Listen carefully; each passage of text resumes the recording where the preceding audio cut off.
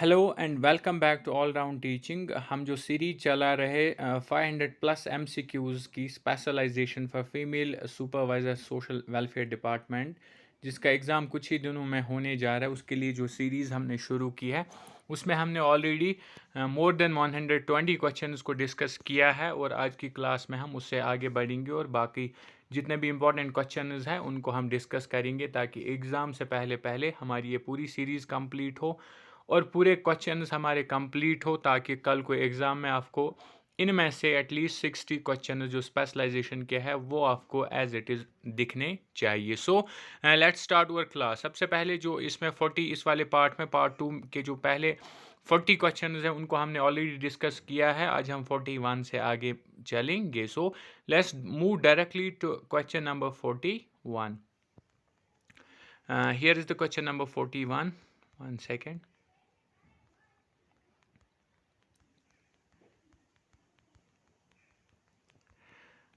ये हमारे पास क्वेश्चन नंबर 41। तो यहाँ से आज की क्लास जो है वो शुरू करेंगे क्योंकि क्वेश्चन जो 40 पहले पार्ट 2 के 40 क्वेश्चन हैं उनको हमने ऑलरेडी डिस्कस किया हुआ और इसके अलावा हमने पार्ट 1 में कुल 81 क्वेश्चन को डिस्कस किया हुआ है। अगर आपने वो वीडियोस अभी तक नहीं देखे हैं तो आप पहले उनको देखिए और उसके बाद इस वीडियो पे आइए ताकि आपसे कोई भी जो MCQ है, इंपॉर्टेंट क्वेश्चन है, वो आपसे मिस ना हो। So let's move to question number 41।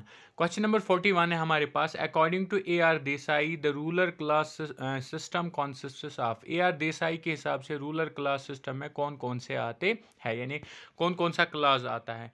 Land owners आते, टेनेंट्स, लेबरर्स एंड नॉन एग्रीकल्चरिस्ट्स, ये ए पार्ट है हमारा। मलिक्स, किसान्स एंड मजदूर्स, ये बी पार्ट है हमारा। कौन कौन सा आता है हमें वो देखना है। सी में है landlord, rich peasants, middle peasants, and the fourth one is poor peasants and landless laborers. And the right answer of question number 41 is option number A. Option number A is the right answer, that is land owners, tenants, labourers and non agriculturalist जो है ये AR Desai के हिसाब से ruler class system में आते हैं। Now moving to question number 42। Question number 42 है हमारे पास। Which among the following is not a twice born caste, यानी इनमें से कौन सी ऐसी कास्ट है जो ट्वाइस बॉर्न नहीं है, यानी कि जो फिर दोबारा नहीं आई। क्या ब्राह्मण्स है, क्षत्रियज है, विशायाज है, या इसके अलावा नेक्स्ट है हमारे पास डी शुदाज है। And the right answer of this question is Shudras. Option number D is the right answer. Shudra is the caste which is not second born caste, Shudras उसको बोला जाता है। नाउ इसके बाद है हमारे पास क्वेश्चन नंबर 43। क्वेश्चन नंबर 43 है हमारे पास।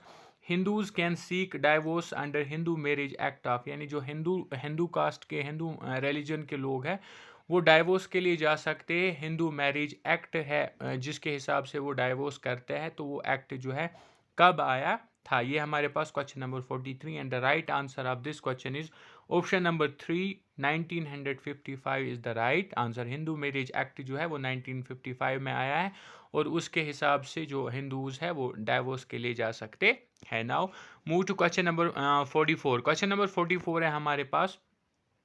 Muslims in India can seek divorce, ऊपर का जो था वो हिंदूज़ का था और अब मुस्लिम्स का है, जो इंडिया में रहने वाले मुसलमान हैं वो डाइवोर्स के लिए जा सकते हैं according to Muslim marriage act. और किस डेट पे ये आया था? मुस्लिम मैरिज एक्ट जो है ये भी आया था सेम डेट पे, that's 1955। Option number C is the right answer, यानी मुस्लिम मैरिज एक्ट भी 1955 में आया है जिसके हिसाब से मुस्लिम्स डाइवोर्स के लिए जा सकते है। Now moving to question number 45। Question number 45 है हमारे पास। Which among the following is the biological cause of divorce, इन चारों में से कौन सा ऐसा ऑप्शन है जो एक बायोलॉजिकल काज बनता है डाइवोर्स का। डाइवोर्स भी टॉपिक सिलेबस में है, दैट्स वाई इन क्वेश्चंस को हम यहाँ पे डिस्कस कर रहे हैं। Now moving to question number 45। Sorry एक सेकंड, जो क्वेश्चन नंबर 44 है हमारे पास उसमें थोड़ी सी रेक्टिफिकेशन की ज़रूरत है। हाँ सॉरी, यहाँ पे इसको आप करेक्ट करेंगे। सबसे पहले अगर आप हिंदू का बोलेंगे, जो हिंदू मैरिज एक्ट है वो आया है 1955 में, दैट्स द राइट आंसर। लेकिन जो मुस्लिम मैरिज एक्ट आया है वो आया है 1935 में, यानी option number A is the right answer, 1939। यानी वन सेकेंड, 1939 में आया है Muslim marriage act, according to which Muslims can seek divorce. And Hindu का जो मैरिज एक्ट आया वो आया 1955 में, according to which Hindus can seek divorce. So इसमें थोड़ी सी रेक्टिफिकेशन है, इसको आप ठीक करेंगे। क्वेश्चन नंबर 45 है हमारे पास, इनमें से कौन सा बायोलॉजिकल कॉज है डाइवोर्स का? क्या इसमें से क्रॉनिक डिजीज़ है? क्या क्रॉनिक डिजीज़ है? क्या इम्पोटेंसी एंड बियरनेस है? क्या अनसेटिस्फैक्ट्री सेक्स लाइफ है? या option number D is all of the above, and the right answer of this question is option number D, that's all of the above. that means इसका जो सही answer बनेगा वो बनेगा क्रॉनिक डिजीज भी, impotency and बियरनेस भी बनेगा, unsatisfactory sex life भी बनेगा। तीनों जो है वो बायोलॉजिकल काजेज बन सकते हैं एक डाइवोर्स के। Now moving to question number 46। Question number 46 है हमारे पास, which among the following is not an impact of divorce? इनमें से कौन सा ऐसा ऑप्शन है जो डाइवोर्स का एक इम्पैक्ट नहीं माना जाता है? क्या इमोशनल डिस्टर्बेंस है? अगर डाइवोर्स होगा किसी का तो इमोशनली वो डिस्टर्ब होंगे। Broken homes are chronic families, या उनके जो घर टूट जाते हैं, फैमिलीज टूट जाती है डाइवोर्स से, तो ये भी सही है, हमें देखना है नॉट एन इम्पैक्ट, कौन सा डाइवोर्स से असर नहीं पड़ता है। सिंगल पेरेंट फैमिली, एक सिंगल पेरेंट फैमिली बन जाती है जब डाइवोर्स होता है, तो ये भी राइट आंसर बनेगा। Option number D is impotency and barrenness. हाँ, impotency and barrenness option number D जो है ये इम्पैक्ट नहीं है डाइवोर्स का। That means option number D is the right answer, impotency and barrenness is the right answer. Now moving to question number 47। Question number 47 है हमारे पास, the word caste was applied by the Portuguese to the particular institution known by the name of Indian Desh। यानी कि एक cast जो है इसको पुर्तगालीज ने सबसे पहले यूज़ किया था एक पर्टिकुलर इंस्टीट्यूशन के लिए, और इंडिया में इसका क्या नाम पड़ा था? क्या वामा बोलते थे इसको, क्या जेती बोलते थे, क्या क्लेन बोलते थे, या गोत्रा बोलते थे? And the right answer of this question is option number B, that is jati. Jati is the right answer of this question, option number B. Now moving to question number 48. Question number 48 है हमारे पास, the essential characteristics of caste is, जो caste होती है cast, उसके essential characteristics इनमें से कौन आता है? एसेंशियल कैरेक्टर्स कौन सा है? क्या एंडोगैमी है, एक्सोगैमी है, हाइपरगैमी है, या हाइपोगैमी है? And the right answer of this question is option number A, that's endogamy. Endogamy जो एक एसेंशियल कैरेक्टरिस्टिक ऑफ कास्ट माना जाता है। Now moving to question number 49। Question number 49 है हमारे पास, the largest religious minority of India. India में जितने भी रिलीजियसली माइनॉरिटी कम्युनिटीज़ हैं उनमें सबसे बड़ी कौन सी है? This is question number 49 and the right answer of this question is option number B, that's Muslim. जो मुस्लिम्स हैं इंडिया में माइनॉरिटी में है, लेकिन लार्जेस्ट रिलीजियस माइनॉरिटी इंडिया में मानी जाती है किनकी? मुस्लिम्स की। So option number B is the right answer. Now moving to question number 50। Question number 50 है हमारे पास, which of the following act is correct? इनमें से कौन सा एक्ट जो है करेक्ट है? यानी डॉवरी प्रोहिबिशन एक्ट जो है वो कब आया है? इस तरह से भी हम क्वेश्चन को ले सकते हैं। And the right answer of this question is once again option number B, that's dowry prohibition act 1961। That means जो डॉवरी प्रोहिबिशन एक्ट आया है वो आया है 1961 में। 1961 is the right answer.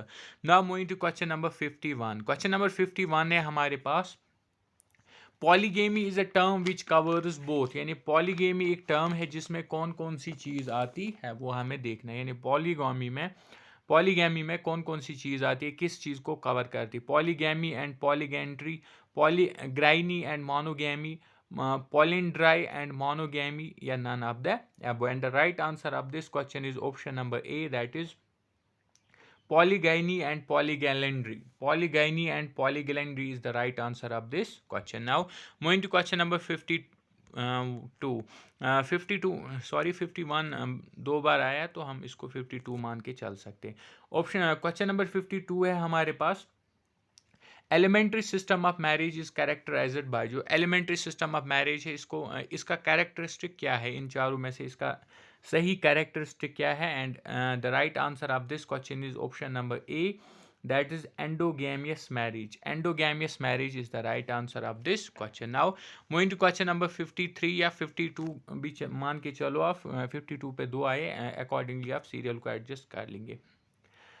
Constituent family stands for a type of, एक family की type होती है, यानी एक फैमिली का एक टाइप होता है जिसको बोला जाता है कंसैंजनी किस तरह की फैमिली है? क्या एक्सटेंडेड फैमिली को बोलते हैं, कंजुनल फैमिली को बोलते हैं, न्यूक्लियर फैमिली को बोलते हैं, या पॉलिंड्रस फैमिली को बोला जाता है consanguine family? And the right answer of this question is extended family. That's option number A is the right answer. Extended family को consanguine family बोला जाता है, ये टाइप है इसका. Now moving to question number 53, who has introduced the concept of dominant caste? ये जो dominant caste system होता है इसको किसने इंट्रोड्यूस किया है? डोमिनेंट कास्ट सिस्टम को इन चार में से किसने जो है इंट्रोड्यूस किया है? And the right answer of this question is once again option number A, that is L ड्यूमाउंट.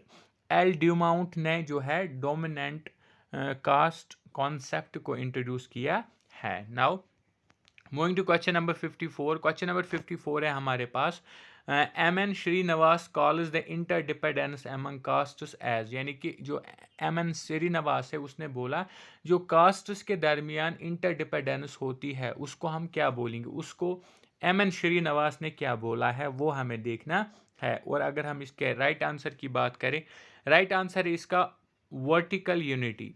Vertical unity बोला है इस चीज़ को एम एन श्रीनिवास ने. Now moving to question number 55. Question number 55 है हमारे पास, who forms the apex of the leader of the Indian caste system? ये जो इंडिया में कास्ट सिस्टम चलते आया पिछले काफ़ी टाइम से, इसका जो अपेक्स ऑफ द लीडर है वो किसने फॉर्म किया है? अपेक्स ऑफ द लीडर जो है फॉर्म किसने किया है? हमें इन ऑप्शंस में देखना है राइट आंसर कौन सा है. And the right answer of this option is, अगर आप इसको गैस भी करोगे तो आप सही आंसर तक जा सकते हो. ब्राह्मण्स जो है राइट आंसर इसका बनेगा. Option number B is the right answer, the Brahmins. Now moving to question number 56. Question number 56 है हमारे पास, among the Nayaras of Kerala, one woman was free to have sexual relationship with several men. This kind of practice is very similar to, यानी केरला में जो है एक cast है जिसको नयारास बोला जाता है पुराने ज़माने में, तो वो उनकी जो औरतें होती थी वो बिल्कुल फ्री होती थी in fact to have sexual relationship with several man. और इस तरह की जो ये प्रैक्टिस है या काम है ये किसके सिमिलर है? ये किस काम के या किस सिस्टम के सिमिलर माना जाता है?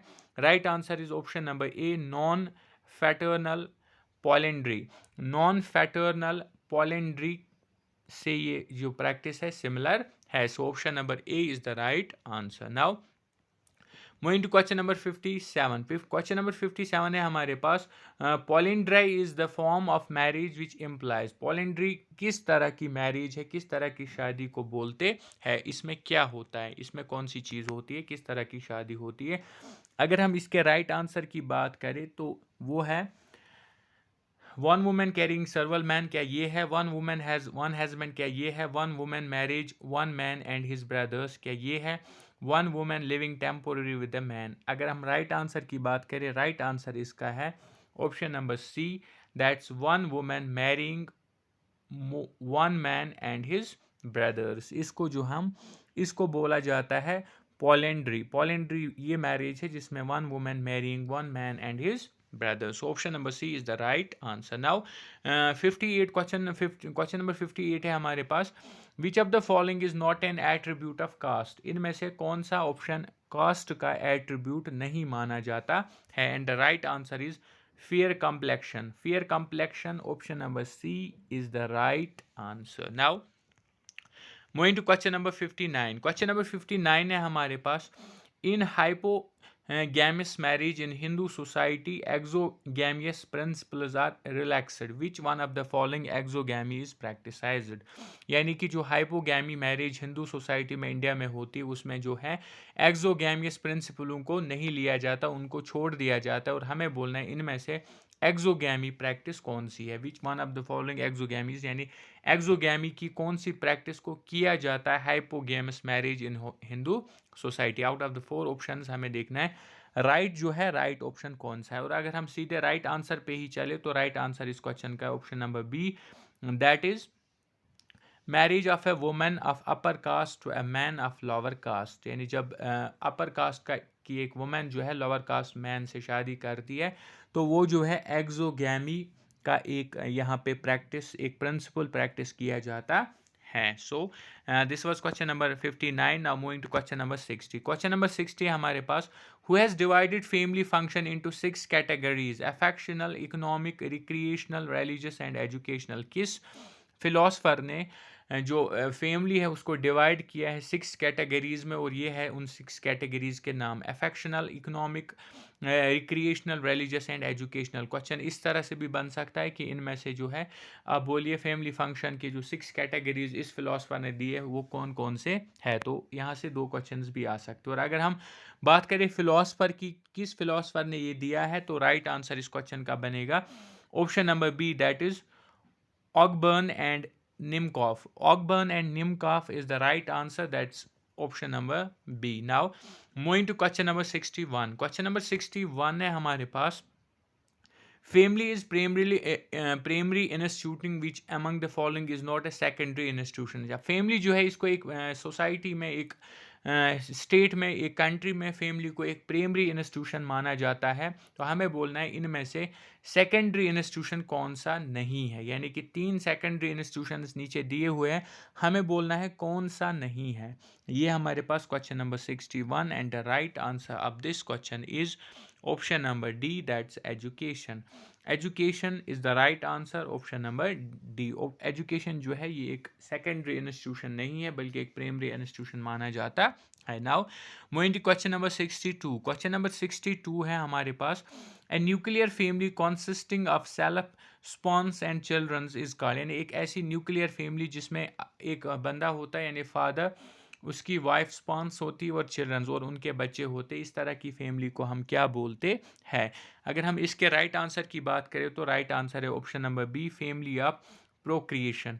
फैमिली ऑफ प्रोक्रिएशन इसको बोला जाता है जिसमें बाप, उसकी वाइफ और उनके बच्चे होते, उसको फैमिली ऑफ प्रोक्रिएशन बोला जाता है. So this was question number 62. Question number 63 पे चले तो क्वेश्चन नंबर 63 है हमारे पास, the joint family structure is the most suitable system for. जो जॉइंट फैमिली स्ट्रक्चर होता है ये सबसे ज़्यादा सूटेबल सिस्टम है किस चीज़ के लिए, इंडस्ट्रियल इकोनॉमी के लिए, अर्बन इकोनॉमी, एग्रीग्रेन इकोनॉमी, या इसके अलावा देखें तो ऑल ऑफ द अबव की, या सब के लिए, किस चीज़ के लिए होती है. And the right answer is agrarian economy. Option number C is the right answer. Agrarian economy यानी कि एक ज़मींदारी किस्म की जो इकोनॉमी होती है उसके लिए जॉइंट स्ट्रक्चर जो फैमिली का होता है वो सबसे बेस्ट या सूटेबल माना जाता है. Now moving to question number 64. Question number 64 है हमारे पास, the type of the family in which father is the source of authority is known as. यानी कि वो फैमिली जिसमें फादर हेड होता है, जैसे कि अक्सर इंडियन फैमिलीज में फादर जो होता है वो हेड होता है फैमिली का और उसी के पास सारी अथॉरिटी होती है. इस तरह के फैमिली को हम क्या बोलते हैं, इस तरह की फैमिली को जो बोलते हैं हम नाम, वो है patriarchy family. Option number B is the right answer. Patriarchal is the right answer of this question. Now moving to question number 65. Question number 65 है हमारे पास, the system under which woman can marry more than one husband and keep all of them with herself is known as. यानी एक ऐसा system जिसमें एक woman शादी कर सकती है with more than one husband और उनको सबको अपने साथ रख सकती है एट द सेम टाइम. इसका जो राइट आंसर बनेगा, इस तरह की मैरिज को हम बोलते हैं polyandrous marriage. Option number A is the right answer. Polyandrous marriage, इस तरह की मैरिज को बोला जाता है, इस तरह की सिस्टम को बोला जाता है. Now moving to question number 66. Question number 66 है हमारे पास, नॉर्म्स और ब्रीफली स्पीकिंग. नॉर्म्स हम किन को बोलते हैं, जो फैमिली नॉर्म्स, सोसाइटी नॉर्म्स होते हैं, क्या होते हैं, ये कौन सी चीज़ होती है. ऑप्शन नंबर जो इसका राइट आंसर बनेगा that is option number B, standards of behaviour. Norms को हम बोलते हैं, ब्रीफली स्पीकिंग बोले तो स्टैंडर्ड्स ऑफ बिहेवियर इनको बोला जाता है. Norms are also called standards of behaviour. This is the right answer of this question. Now moving to question number 67. Question number 67 है हमारे पास, in the absence of social norms there will be no. यानी अगर एक समाज में social norms नहीं होंगे तो वहाँ पे क्या नहीं होगा. सोशल नॉर्म्स के बगैर एक समाज में क्या नहीं हो सकता है, सीधे सीधे समाज ही नहीं हो सकता. Option number D is the right answer. यानी कि सोशल नॉर्म्स के बगैर सोसाइटी पॉसिबल नहीं है, there will be no society. So option number D is the right answer. Now moving to question number 68. Question number 68 है हमारे पास, a value is a belief that something is. यानी कि एक वैल्यू जो होता है वो बिलीफ है, और बिलीफ को हम किस तरह से डिफाइन कर सकते हैं, या इसकी एक वर्ड में हम इसको क्या बोल सकते हैं, यह हमारे पास question number 68 and the right answer of this question is option number C, good and desirable. यानी एक वैल्यू, एक बिलीफ है जिसको हम गुड, जो एक गुड एंड डिजायरेबल हो, यानी कि एक वैल्यू, एक बिलीफ जब गुड एंड डिजायरेबल हो तो इसको हम वैल्यू बोल सकते हैं, एक वैल्यू जब गुड और डिजायरेबल हो इसको हम बिलीव बोल सकते हैं। So option number C is the right answer of question number 68। Now moving to question number 69। Question number 69 है हमारे पास, नॉर्म्स आर एनफोर्सड बाय, जो समाज के नॉर्म्स होते हैं इनको कौन एनफोर्स करता है, क्या इनके लिए कोई अथॉरिटी होती है, क्या होता है इनके लिए जिससे ये एनफोर्स किए जाते हैं out of the four options. और अगर हम राइट आंसर की बात करें, राइट आंसर है option number D, that's positive and negative sanction. Positive and negative sanction जो होता है इसी से नॉर्म्स को एनफोर्स किया जाता है एक समाज में। Now moving to question number, this was question number 69। Now moving to question number 70। Question number 70 है हमारे पास, one second, this is question number 70।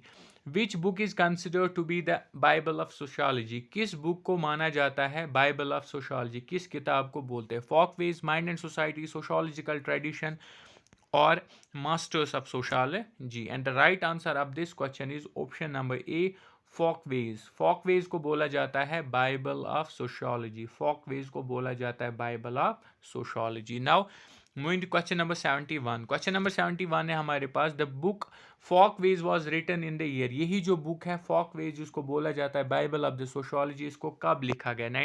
1857, 1906, 1887, 1916। And the right answer of this question is option number B, that is option number B is the right answer, that's 1906। 1906 में folkways किताब को लिखा गया है। Now moving to next question, question number 73। The book folkways was written by, sorry question number 2 है इसके, 72 है हमारे पास इसके बाद। अब है फॉकवेज किताब जो है ये किसने लिखी है? फर्स्ट क्वेश्चन वाज कि बाइबल ऑफ सोशोलॉजी किसको बोलते हैं? Right answer is folkways. Second question was folkways जो किताब है इसको कब लिखा गया? 1906 में। और इसके बाद जो नेक्स्ट क्वेश्चन इसी पे है 72 क्वेश्चन, 72nd क्वेश्चन जो हमारे पास है, the book folkways was written by, इसको किसने लिखा है? And the right answer of this question is option number A, WG Sumner. WG Sumner ने इस फॉकवेज किताब को लिखा है। Now moving to question number 73। Question number 73 है हमारे पास, which among the following statements regarding folkways is not true? 4 statements है, 4 स्टेटमेंटों में 3 स्टेटमेंट जो है वो ट्रू है। अगर हम फॉकवेज किताब की बात करें, और एक जो हमें फाइंड आउट करना है कि कौन सा ट्रू नहीं है, इनमें से कौन सा गलत स्टेटमेंट है। अगर हम फॉकवेज किताब की बात करें तो folkways results from the frequent repetition of acts, ये सही है। Folkways are habits in the individuals, folkways जो है उसमें वो जो है हैबिट्स ऑफ इंडिविजुअल्स दिखाता है, ये भी सही है। Folkways are customs in the group, folkways जो है कस्टम्स है एक ग्रुप के, तो ये भी सही है। Folkways are traditions, last option number D जो है फॉकवेज आर ट्रेडिशंस, ये सही नहीं है। और हमें इस क्वेश्चन में रॉन्ग वन को आउट करना था, एलिमिनेट करना था, या ऑड वन को आउट करना था, एंड अकॉर्डिंगली हमने कर भी दिया और हम आंसर तक पहुंच भी गए। Option number D is the right answer, folkways are traditions, ये इसका सही जवाब बनेगा। Now moving to question number 74। Question number 74 है हमारे पास, which among the following is not true regarding norm? एक जो नॉर्म होता है समाज का, एक जो नॉर्म होता है, 3 चीज़ें ऐसी है जो सही है नॉर्म के बारे में, लेकिन एक जो है वो गलत है और हमें गलत को फाइंड आउट करना है। Norm is a rule, norm एक रूल होता है, सही है, एक समाज का रूल होता है। Norm is a standard for action, एक नॉर्म जो होता है वो एक किसी भी काम के लिए एक स्टैंडर्ड होता है एक समाज में, हर एक समाज में, तो ये भी सही है। And norm is a pattern of action, और नॉर्म जो है ये एक एक्शन, किसी भी काम का एक पैटर्न होता है, ये भी राइट आंसर है। दैट मीन्स सीधे सीधे जो ऑप्शन नंबर डी यहाँ से एलिमिनेट हो जाएगा, और ऑप्शन नंबर डी है, and norm is a value. Norm जो होता है एक वैल्यू होता है, ये रॉन्ग है अगर हम एक नॉर्म की बात करें तो। सो option number D is the right answer. Value जो होता है बिलीफ होता है, नॉर्म नहीं होता है। So option number D is the right answer. Now moving to question number 75। Question number 75 पे चले तो क्वेश्चन नंबर 75 है हमारे पास, the concept of folkways and mores are forwarded by, जो फॉकवेज एंड मोर्स का कॉन्सेप्ट है इसको किसने फॉरवर्ड किया है, या इन अदर वर्ड्स हम बोल सकते हैं किसने दिया है. And the right answer of this question is option number D, that is W.G. Sumner. W.G. Sumner is the right answer of this question. Now, moving to question number 76. Question number 76 है हमारे पास, which among the following is not true the dimension of starification according to Weber. जो Weber है उसके हिसाब से dimension of starification कौन सा इन चारों में से नहीं है. And the right answer of this question is, we will move directly to the right answer, and right answer is option number D, that is knowledge. Knowledge is the right answer of this question. Now moving to question number 77. Question number 77 है हमारे पास, multi dimensional view of social stratification is given by. जो social stratification है इसकी एक multi dimensional view है वो किसने दी है, मार्क्स वेबनर, डर्कीहम या कॉमटी, किसने दी है ये. तो हमें बोलना है इन चारों में से किसने ये इस व्यू को दिया हुआ है. And the right answer of this question is option number B, Weber. Weber ने the multi dimensional view of social stratification दी है. Now moving to question number 78. Question number 78 है हमारे पास, the book some principles of stratification is written by. एक किताब है जिसका नाम है सम प्रिंसिपल्स ऑफ स्टारिफिकेशन. ये किसने लिखी है, ये बुक जो है किसने लिखी है. And the right answer of this question is option number D, Davis and Moore. Davis and Moore ने इस किताब को लिखा है. Option number D will be the right answer of this question. Now moving to question number 79. Question number 79 है हमारे पास, longevity and happiness are examples of which kind of value. longevity और happiness किस वैल्यू के examples है, ये कौन सा वैल्यू है जिसमें ये दोनों चीज़ें आती हैं. And the right answer of this question is once again option number D, that's ultimate values. Ultimate values, option number D is the right answer. Now moving to question number 80. Question number 80 है हमारे पास, material achievements is the example of which kind of value. यानी कि जो हम material achievements हासिल करते हैं इस दुनिया में वो किस वैल्यू में आते हैं, वो किस काइंड ऑफ वैल्यू में आते हैं. And the option which is the right answer of this question is option number C, dominant values. यानी कि जो मटेरियल अचीवमेंट्स है ये डोमिनेंट वैल्यूज़ में आ जाते हैं, इनको हम डोमिनेंट वैल्यूज़ एक समाज में बोलते हैं.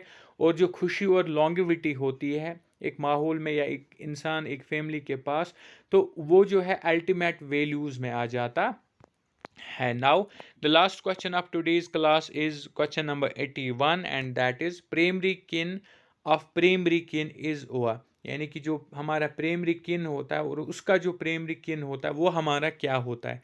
This is the question, and the right answer of this question is option number B, that is secondary किन.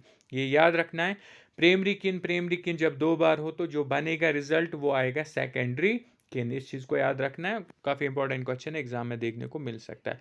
Primary kin of a primary kin is over secondary kin, so option number B is the right answer. And this was the last question of today's session.